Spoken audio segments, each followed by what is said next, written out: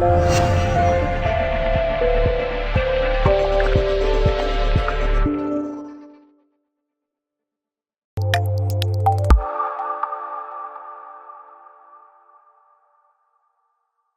Jim, can we start right at the end of the game today?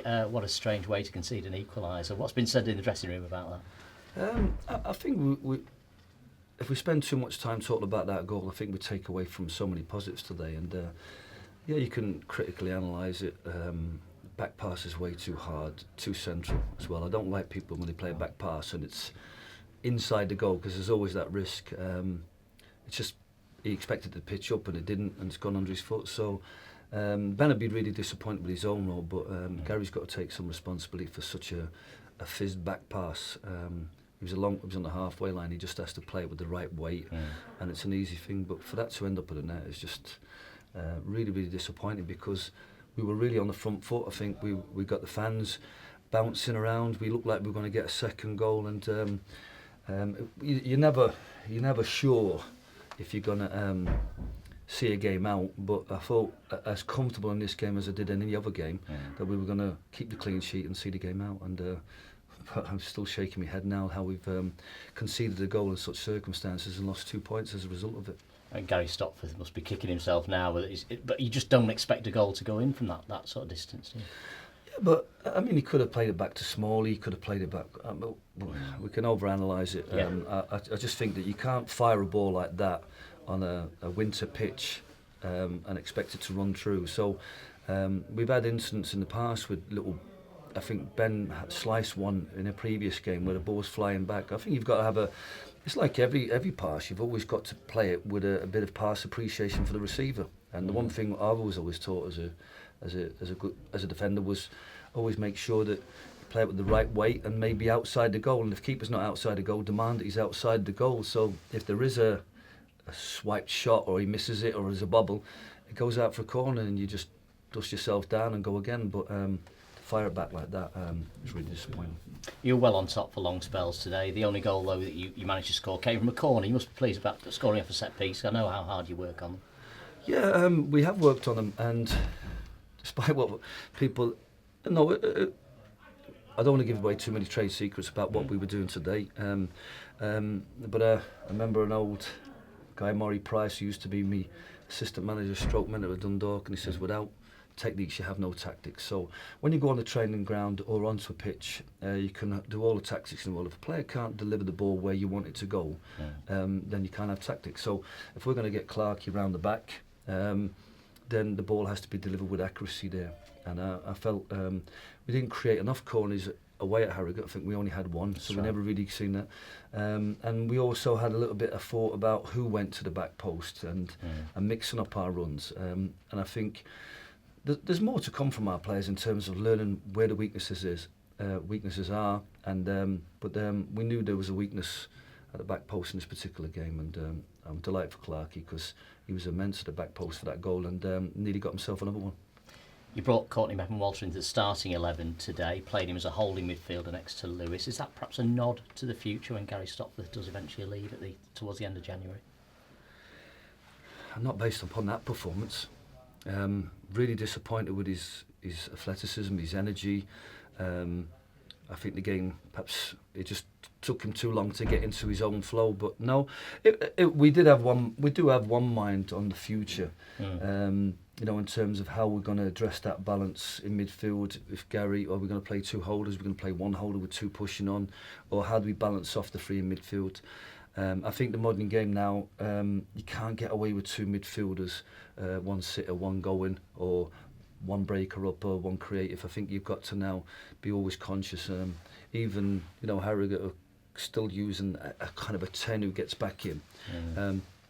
We had a look at Courtney today. I think he looked strong and healthy when he came on in the last game, got the winning goal. So you kind of saying to yourself, well, let's play him in there and perhaps give Danny Lloyd a little bit of protection to go on rove and play up front. And I just think that we started the game really poorly in terms of just a little bit. We needed to have a little bit better quality on everything. Goal kicks, better quality on passes, better quality in holding onto the ball. And we huffed and puffed and never really stamped our quality on the game. And when we swapped Danny and Jimmy from wing to wing, Last 10 minutes of the first half, we upped the game, and we obviously continued that into the second half.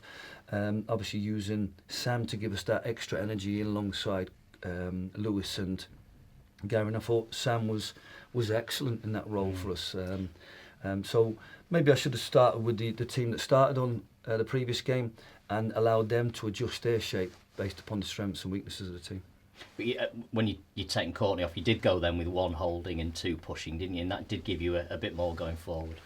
Yeah, I mean, one of the reasons I took Courtney off was he was also on a yellow. A booking, And there's always a danger, and it was a yellow. I mean, a referee could have given out more today, and I didn't think he was strong enough to give the penalty or strong enough to send the lad off for a second bookable. But from our perspective is that if you're it was trying to get the balance. We don't play with 1 or 2.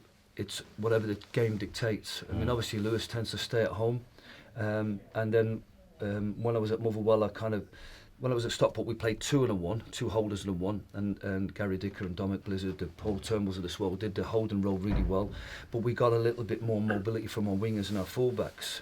When I was at Motherwell, we played 1 designated holder with 2, but the 2 knew how to balance off and give that extra bit of depth if there was pockets emerging either side of the holding player. So the players are still learning that side of it. I'm still having to get out and ask Garrett to drop in and to be not overly conscious. But when the ball goes forward, you've got every right to play 2 pushed on, show your energy, break through the lines. That gives their 4 and their 8 a lot of problems. They can't screen, and they've got to track people that are breaking between the lines and between defenders. And I thought Sam was excellent at that, and Gary. They both broke consistently, and the front 3, and we put a lot of pressure on their box second half, and there was some fantastic saves from the keeper, some great blocks, some clearances, and we really asked a lot of questions, and they did well, Harrogate, to stay in the game, to give themselves a chance of nicking something out of the game, and they probably didn't expect to get the goal in the fashion they did, but the defending gave them an opportunity to stay in the game. It's a sickener, really, isn't it? Because it's brought to an end that 5-game winning run. It would have been 6 today, but for that howler of a goal. And of course, it was 6 hours without conceding a goal at all in the league. So, as you say, though, you're not going to overanalyse or over-worry about it because it was a freak goal, really. No, but even freak goals are avoidable. Whether it be back passes and it was so much a match of the day, the keeper comes out and punches it into his own net when he should let the defender deal with it. So at every level, people make decisions to do things, and it's just every incident is an opportunity for growth and learning. And if we don't learn from that, whether it be to play the ball with a better way or play the ball outside the goal, or whether we should use the keeper in that situation at all. So no, we have to learn from that. But most importantly, we have to learn from the things that we've done in training that have worked and keep them. Still trust the manager in terms of where weaknesses might be, and why I'm asking you to play off the left, why I'm asking you to play off the right, why I'm asking you to play inside, why I'm asking you to play this shape. And the players do. And I think although that great run's come to an end and we're disappointed, we still picked up 4 points against the team that was in the playoffs last year. And that's a turnaround from the stats of last year. I'm not sure how all the results are going. I think there was a couple postponed, a couple of teams won, a couple of teams lost. I think apart from perhaps Salford, who against a team in the bottom 3, they're the only team to pick up maximum points. So honours even with Fylde and Chorley, a draw between Halifax and Darlington. So we're very much in the mix. Harrogate probably still feel they're in the mix, but they'd need to start scoring and like ourselves, show that they can beat teams in above them. And if they can beat teams above them, they're in the mix. But I think it's very much now a race for the top 10 for the playoffs, and we're in it. I think we've got a massive month in January where we have to understand that the little mistakes can cost us in games. And if we do everything impeccably well, we can win games such as Chorley and Harrogate away. But the whole game has to be there, and the whole package has to be there if we're going to beat the likes of Boston away, Brackley, Darlington, Kidderminster, Halifax are all coming up in this month, a massive month. And if we're still in the hunt at the end of January, I'll be really pleased. And Boston away, 4 games unbeaten now for them. They've got a win at Gainsborough today under the new manager, Adam Murray, and that seems to have given them a lift, doesn't it, in the last few weeks? Again, you've got to look at their squad, like Harrogate squad. I mean, we're hearing this week what some of their players are on.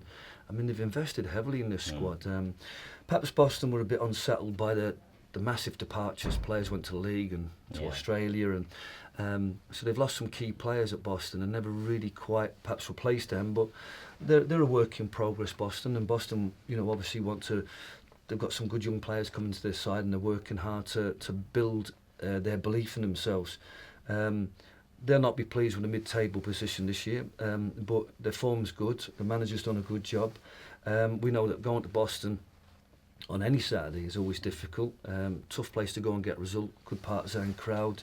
You know, we've had them watch, so we have to be mindful that they are a team that will take a lot of hard work and good quality play to beat. And so it's the next test for us. What we need to make sure now is that we can bounce back from this result. And I think away from home we've shown really good qualities in terms of the points we picked up away from home. But this is a game that we need to target maximum points, and I'm sure that the players will go there, and we'll go there with a game plan and the ethic to go and get that result. Just finally, we've mentioned Gary Stopforth for all the wrong reasons earlier on, but I mean, he has been a terrific player for us this season, a real massive loss when he goes at the end of this month. Will we see new faces? Are you looking to supplement the squad before he departs, or when he departs? We're looking at the market in terms of the players that might be available, but we are conscious that we've got some good quality players within the group. Obviously, we've got Courtney, we've got Jimmy Ball that can drop back, we've got we've got Max Cartwright and Ryan Ellison that are out on loan. You know, even if they don't come into the 11, they certainly can strengthen the 16 as we lose players. We'll be in the hunt, but like I said, if I think I can find a solution from within the group, then I'll try that. But I think what I'd like to happen over the next month is maybe for us to strengthen with one player, because what we don't want to do is lose Gary and perhaps Kane and find ourselves down to 17 fit players. Yeah. You know, we've been very fortunate with the way that our strength work and the work we've done to prevent injuries, but we know that clubs like Halifax and Salford and Brackley are staying strong and probably will add. What we need to be mindful of is that our group is good. What we need to do is make sure they stay strong going into the end of January, when we might lose one or two players, and hence the reason for having the likes of Ryan out and Max out and George out. So because they may well be called upon in the spring.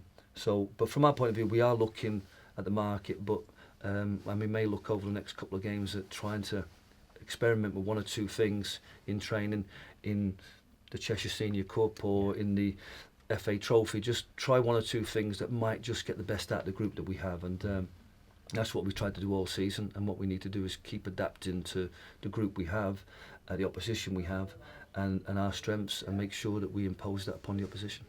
Well said. Thanks for your time. Cheers. Welcome.